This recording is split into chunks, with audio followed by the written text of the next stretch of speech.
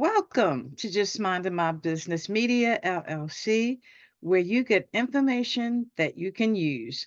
I'm your host, Ida Crawford. But before we dive in, make sure you hit that subscribe button. So let's go ahead and grab whatever you use to take notes and get ready for information that you can use. Wow. Well, this episode, I am so happy to bring to you David J. Greer, who is a 40 plus year entrepreneur. David is an entrepreneur, coach, author, and facilitator. At 22, he joined a young software startup and stayed 20 years, becoming co owner while building the company into a global powerhouse. After selling out of that business, he and his wife took a break, commissioning a sailboat in the south of France and homeschooling their three children for 2 years while sailing 5,000 miles in the Mediterranean. Wow, that sounds adventurous. Indeed it is. Yes, well, welcome, welcome, welcome. Thank you so much. I'm really happy to be here with you today. Yes, I'm happy to have you. And 40 plus years of entrepreneurship, you've got an awesome of information to share with us. I like to tell younger entrepreneurs, like I'm wearing a lot of scar tissue, and you're welcome to, have the same scar tissue, but I've got a book, and I come on podcasts like this because maybe you want to earn your own scar tissue that's different than the ones that I earned. I like that. I'm going to use that, David. Scar tissue. I like that. Wow. So, where do we begin? Okay, let's talk about culture to drive high performance. What does that look like? So to me, culture defines the default behaviors of the people in your business. And um, I believe that if we make culture an overt, like if we're conscious about it Hmm. and we discover what our culture is and document it, and then I have a few suggestions for things you can actually do to live that culture. I think that is the way we create much tighter alignment and build higher performing companies. So I work a lot with owner founders who have started their own business. Hmm. And typically, like in those kind of businesses, the culture is really defined by the belief systems of the founder. Hmm. Um, and maybe the first one or two hires, like senior leaders who that person brought in to help grow the company.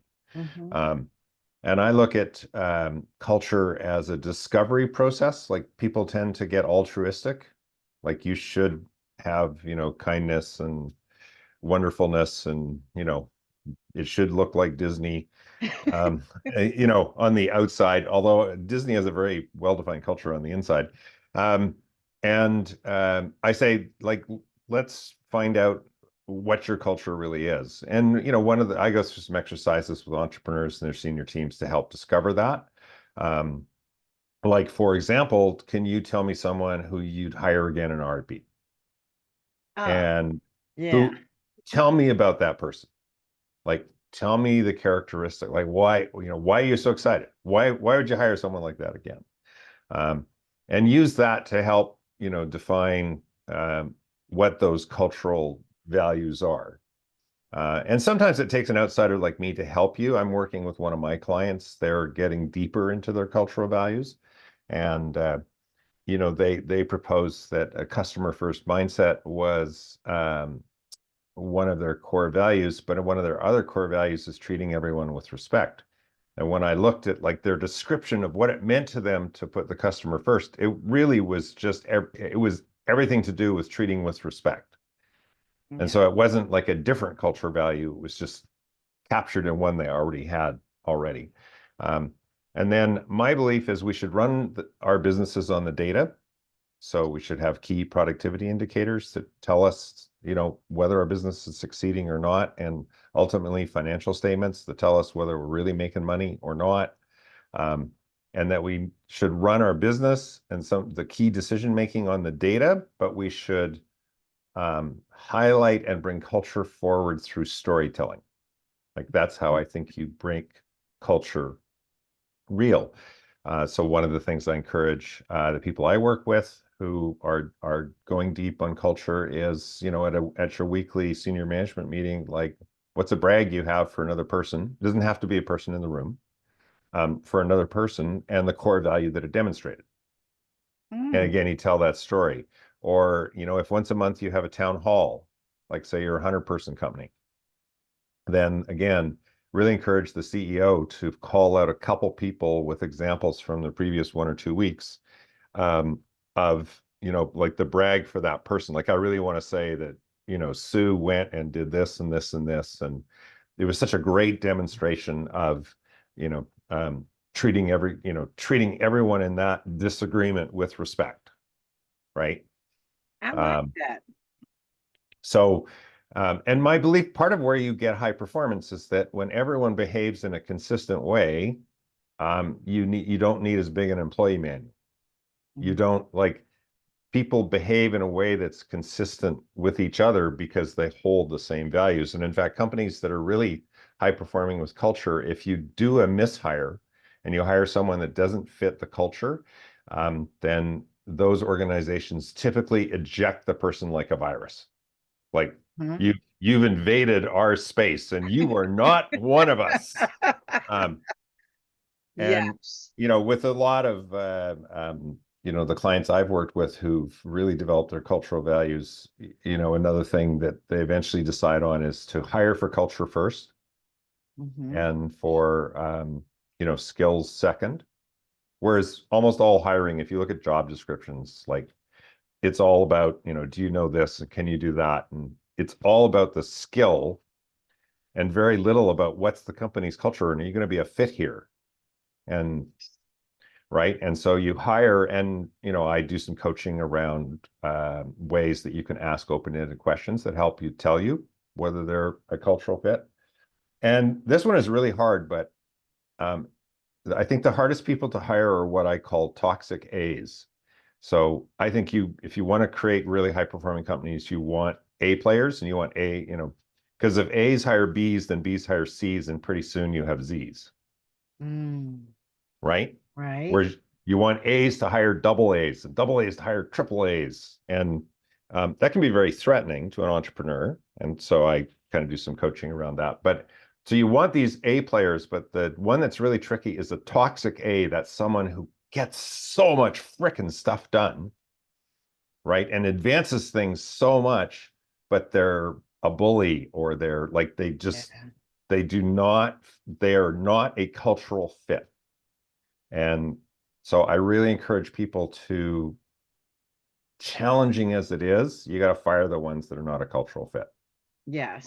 Like if they're a C or D player, that's not a really hard thing to do, Right. Exactly. right? But when they're an A player, that's, but that toxicity is dragging everyone down and pulling everyone around them down, whether you realize it or not. Yes. And I've Um, worked with companies that had that toxic person or persons, and it's horrible. It is really horrible. And I just hired my first assistant, and based on my values, I'm a team player. I'm the type of person, I know I don't know everything. I don't proclaim to know everything. If you've got something to bring to the table, bring it, because I definitely love creativity. mhm. I love it. And I believe that when people feel like they have a stake in the game, it makes the world a difference. Yes. Yeah. And the other thing is the CEO, leader, entrepreneur. The other thing I have to remind them is that any time that they deviate even slightly, like don't live up to the cultural values, like it really sticks out like a sore thumb, Yes. right? So you have to like really believe in it and you have to really live it. Yes. Other because people find the disconnect. The other thing I remind people too is that like these cultural values generally come, somewhat of a simplification, but generally come from our family of origin and what we were taught Mhm. growing up, and maybe not by just parents, but by mentors, influential teachers, coaches, um, and that like teaching someone a skill is relatively straightforward. Changing someone's belief system Mm. so that they behave differently, that is somewhere between really hard and impossible. So Yes. that's why you've got to get that alignment on the values that are important from the get-go. Absolutely. Wow. And it's so important to everything in your company. Everything. Yes. Yeah, I facilitate around a framework developed by a guy called Vern Harnish. I mean, a lot of what we're talking about culture actually comes from Jim Collins and Good to Great and his other fantastic books. Mhm. And Vern has put together, he has two books, The Rockefeller Habits and Scaling Up. And he has a framework called the One-Page Strategic Plan. And I like specialize in facilitating around that framework. Um, and I was going somewhere with all of that, and then I lost my thought. It will come back. It has to do with culture, but I'll have to wait a minute until it pops back into my head. And that's fine. I go through it every day. Okay, so let's talk about the difference between habits and goals. I think you're the third person that's asked me that this week. So it's my popular question of the day. Um, Goals to me are clearly defined objectives you're going to achieve on a timeline. Hmm. So it's got a deadline, it's got a finish line. And again, in my facilitation work, a lot of what I do with teams is help them to get clear on the finish line. Like 3 months from now, if we get together and we look back at this goal, like, how will you definitively be able to tell me, like, did you get across it or not? I want a definitive yes or no. And, like people say, let's improve customer service. Well, like, that has no finish line.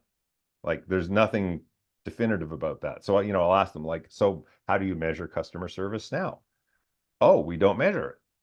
Mm, Well, then how about for the end of the next quarter, we have a system in place and we've at least surveyed one customer with that system by the time we meet again.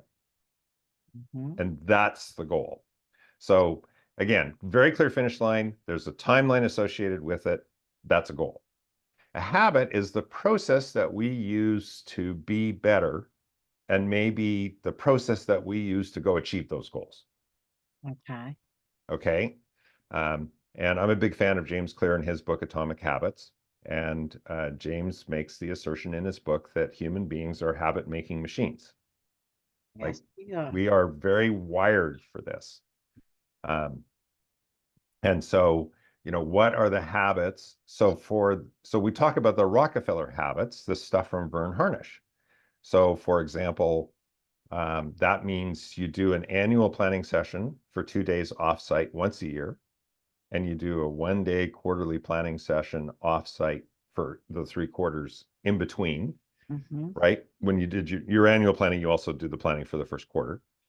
And then you have a weekly rhythm, which is the senior management team gets together and they fill out something we call the who, what, when, which is a list of the critical tasks, who's responsible for it, and when it's going to get done by in the next week. Hmm. And then in Vern's world, some of my clients do this, some don't. You have a daily huddle for 15 minutes. So those are meeting rhythm like habits. So the habit is a daily rhythm, a weekly rhythm, a quarterly rhythm, an annual rhythm. And then, like for me, to be really productive, I have a daily rhythm that I use to help me be productive. So, for example, um, I try and not be on any electronic device for the first 2 hours of my day. So that's one of my habits. I get up an hour before I'm to exercise. I'm older. I've got some chronics and a back and knee issues, so I do a whole bunch of stretching for those. I sit on a cushion, I journal, I pray, I meditate a little bit. I have a good breakfast, and I'm exercising by 7:15. Yes. right? And for me, like I do not exercise well solo. Like there is a beautiful community gym not very far from my house, but it's not that expensive, but I don't show up there really regularly. Whereas, Monday, Wednesday, Friday, I go to a spin class at a local studio, privately run. Mhm. And, Sunday night I sign up for the ones for the week. And Tuesdays and Thursdays I go to a fitness center called F45 Training, which is the fastest growing franchised fitness outlet in the world. So it's probably one in your neighborhood if you're in Canada or the US or Australia. And so this morning at 7:30, I was at F45. I did 45-minute workout. That's where the 45 comes from, an F45, in case anyone's wondering. Um, and then, I go to Starbucks and I have my first coffee and then I sit down and I actually don't relax and try not to go on my phone for a few more minutes. And then I deal with like the early first emails, but I always read first a series of readings that I get from various places that are focused on keeping me centered and grounded and are part of my recovery. Because your listeners won't know, but I'm an alcoholic that's been sober for 15 years. So Congratulations. thank you. So some of these habits are ones I've developed in sobriety because they're things that keep me sober, Yes. as Yeah. well as, and I'm a much more productive human being if I don't pick up a drink. So, Yes. Yes. uh, I so, get it. so these are like daily things. There's some things I do weekly. These are things, the habits that are processes that let me be my best self and that are aligned with the way that I work with clients and I do my work so that I can show up at my best, Mhm. Yes. right? Which then lets me go and achieve the goals I want. Hmm. So Wow. that's how I distinguish between goals and habits. Yes, and that makes perfectly good sense. I mean, it's all you because I have my rituals. I'm a 4 o'clock to 5 o'clock in the morning riser, Mhm. and certain things I do every single day before I pick up devices or read the first email of the day. Uh, Right. that centers me as well, Hmm. and supports me in being prepared if something comes from the left. Yeah, exactly. And sets you up for success. And, Yes. you've put the personal work, I'm going to assume that you've put the personal work in and experimentation to figure out what those things are that work for you. And again, for habits, it's a very deeply personal journey, Yes, it is. right? Of finding out those things that really work for you, right? And what lets you be your best self. Yes, and that's so important. That's so important. At the end of each day, it's like, did I do my best this Hmm. day? I have a different I do have one particular thought which I do bring up in a lot of coaching sessions with my clients. My belief is that every human being in every moment does the best they can possibly do in that moment, Yes, they do. right? Yeah, Like if we could do better, we would. yes. And so when you're judging your past self and telling yourself, well, I could have done it better, well, maybe knowing today what you know, if you knew it then, you could have done it better. But you didn't know it then, you know it now. Yes. So stop judging your past self. Like what would happen if your belief system changed to every past action you took in that moment, you were doing the very best you could possibly do in that moment? Yes. Then And would it be possible for you to let go of all that judgment about your past self? Because that, for most people, is a real drag. It pulls them down because mhm, usually it's a negative judgment for the most part, yes. right? Yeah. So you're sitting in this negative judgment about your past self. You can't change the past. It's done, over. So my suggestion to people is, can you build a belief system that says you are actually doing the best you could in every one of those moments? And Yes, can and you I just like that. honor your past self for doing the best that they could? Yeah, I like that. I like that way you don't beat up on yourself. Right. And you can let go. Like, yeah, sure, you didn't get the outcomes you wanted. Like that's what happens in life, right?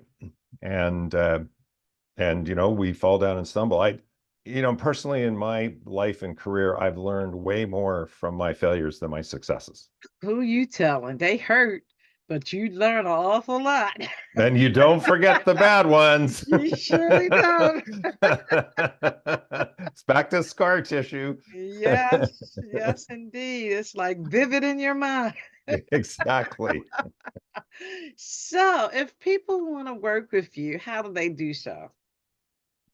I offer a free 1 hour coaching call to any person that's stuck on an issue and wants some help. And if you just visit my website, which is coachdjgreer.com, it's Coach D as in David, J as in James, Greer.com. The top left corner of every single page has my phone number and my email address. And I just encourage you to reach out. And too many of us, I think, especially super high performing people, and then even more entrepreneurs, we try and do it all ourselves because that's how we made a business happen. We Yes. like, right? But you get to a point where it would actually be easier if you could take a little bit of help. So, Oh, yes. reach out. And if it's too daunting, the thought of like actually talking to me one-on-one, which I get that you might not be ready for that. I also wrote a book, Wind in Your Sails, Vital Strategies that Accelerate Your Entrepreneurial Growth. Interviewed over 50 people. A third of the book are case studies by other people. And I designed that to be a resource for any entrepreneur. Like when you're stuck, you just go, if you are old fashioned like me and you have the paper copy, you just pull it down from the bookshelf and look in the index and find the topic that you're struggling with and go read 3 to 6 pages, and you'll have an idea to move past it, or search the Kindle edition for the topic, and same thing, read a few screenfuls, and so that's also another resource that your listeners can access. And how do Uh, people get the book? I mean, again, if you just visit my website, there's on the top line menu, it says book, and you can buy it from all the major platforms. You can have an Audible version, a Kindle version, a Nook version, like wherever you get your books, there's a good chance you can get Wind in Your Sails. Oh, okay. I like that. I was going to ask you about the book because I'm a reader and I like books. I like to read because to me, the words, I like the feel The of physical, yeah. yeah, the physical book because Kindle is fine, but I find my mind wandering Hmm. and somebody reading it to me. Yeah, I am not strong on, most entrepreneurs do really well with Audible books. I'm not one of them. It's too slow. It like, and even when you try and use that fast forward thing, um, right? I'm way better actually reading a blog post or getting Yeah, some visual.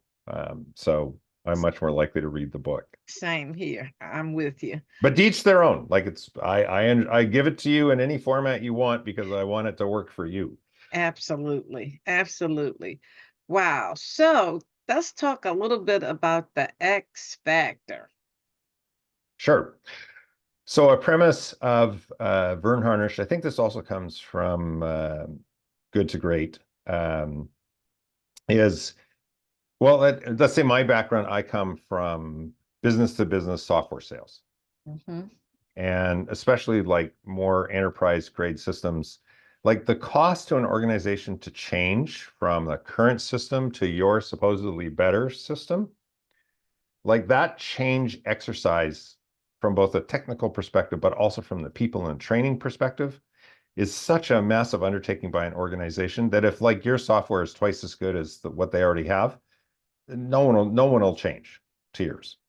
Like it just won't happen because the cost of change is way more than that. So you've got to be you got to be able to demonstrate that you're 5 times or 10 times better than the current solution at actually solving their business problems. Yeah. Um, the other thing about the X factor is that oftentimes, so as entrepreneurs and product managers, we often zero in on the product or the service. So like, how does that be 10 times better?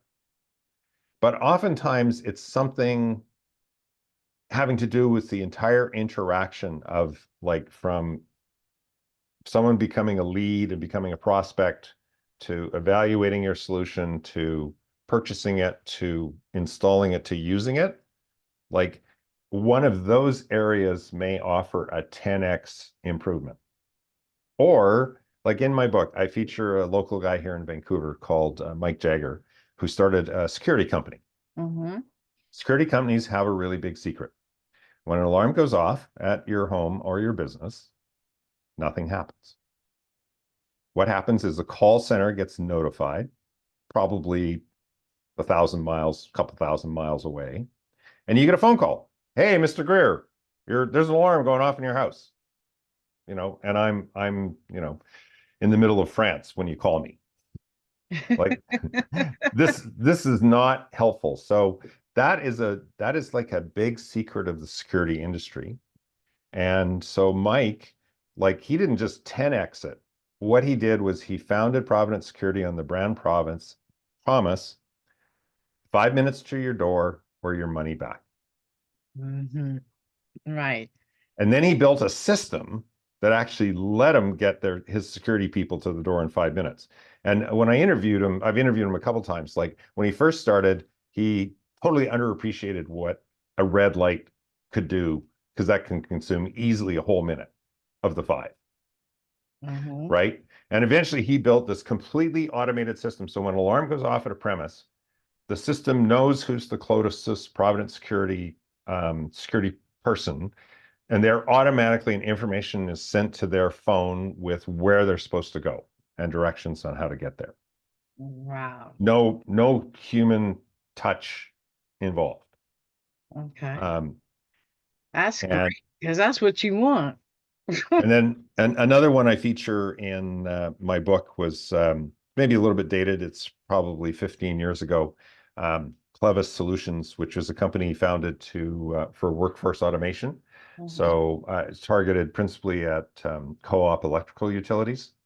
And they have all sorts of people in the field who are maintaining power lines and putting up power poles, and they need to get issued work, and then they need to record the work, and they need to do it in the field. Mm-hmm. And what Doug found was they were the new kids on the block, and they had a very innovative, very, system based on the most modern like software development. The founder came from Microsoft.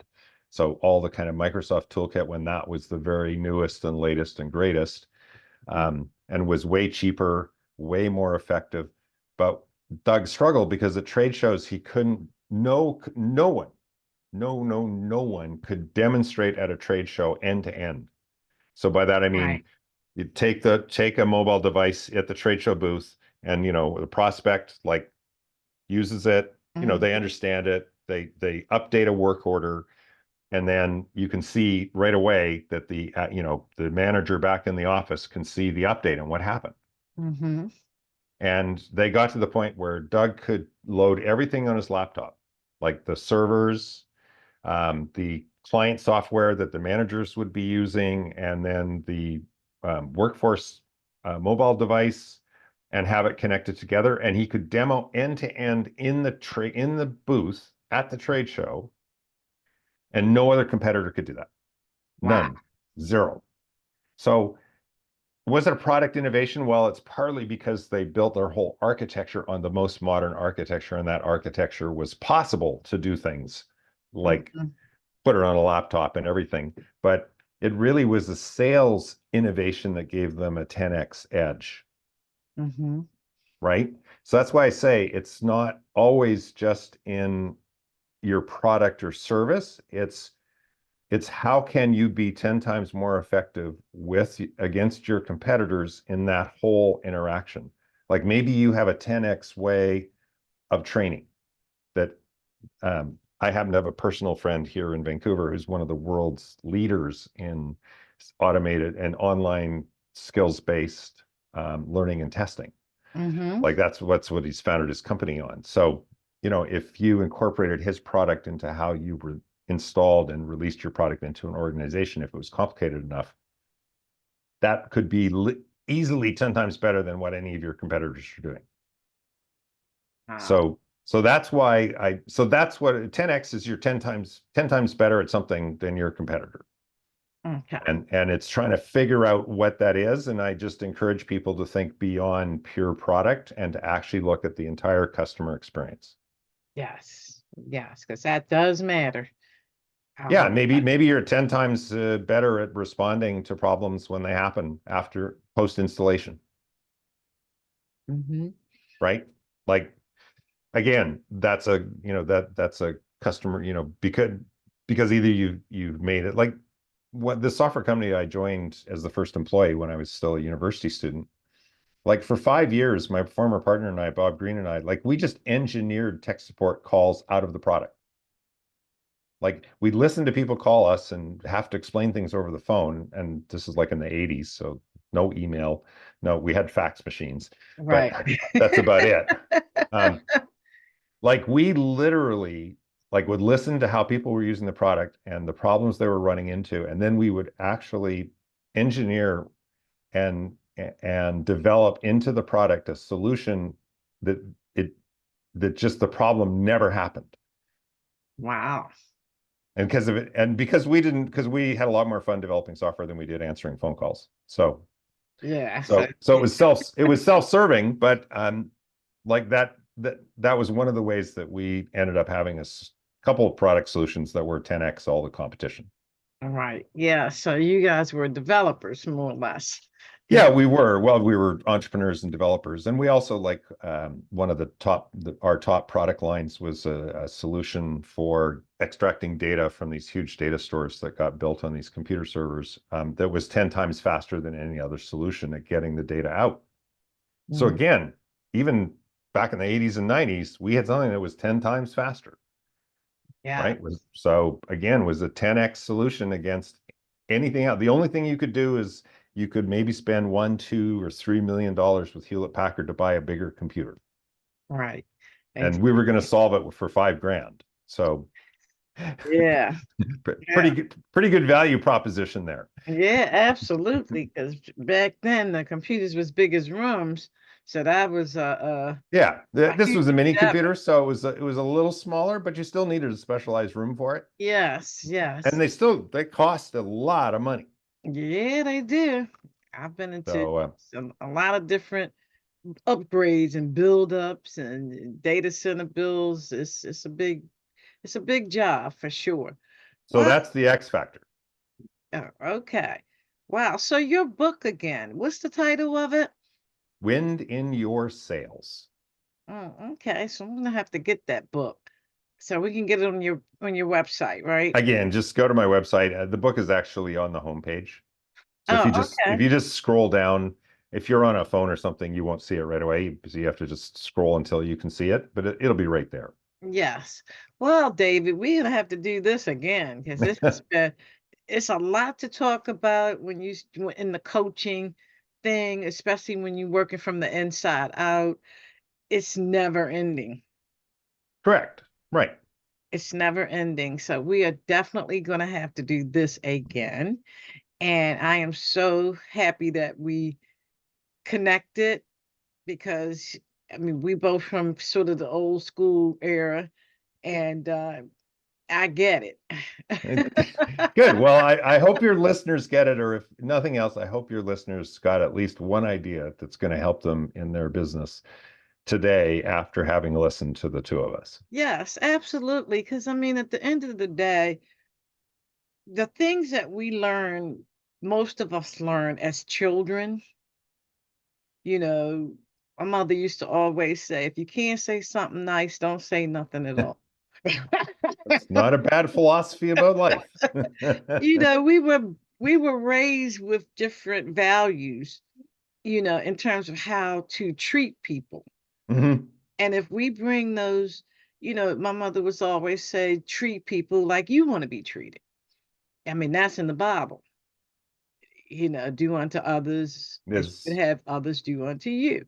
yeah, These are really very elementary and basic things, but you need to apply that in everything that you do. yes. And to develop a high performing business, you also to have really smart people together, they need to be able to disagree Yes. and discuss and debate, but they need to do it fairly, and they need to do it without any personal, like, I can say, I think that is a terrible idea and it's never going to work, but I can't say, Ida, you're a terrible person for having that idea. Right. Right? So, Right. I mean, they sound very similar, but they're But they're not. not. They're not at all. Absolutely. And that's, what the world needs to learn all over again, how to learn how to disagree because we're Yes. not always going to agree.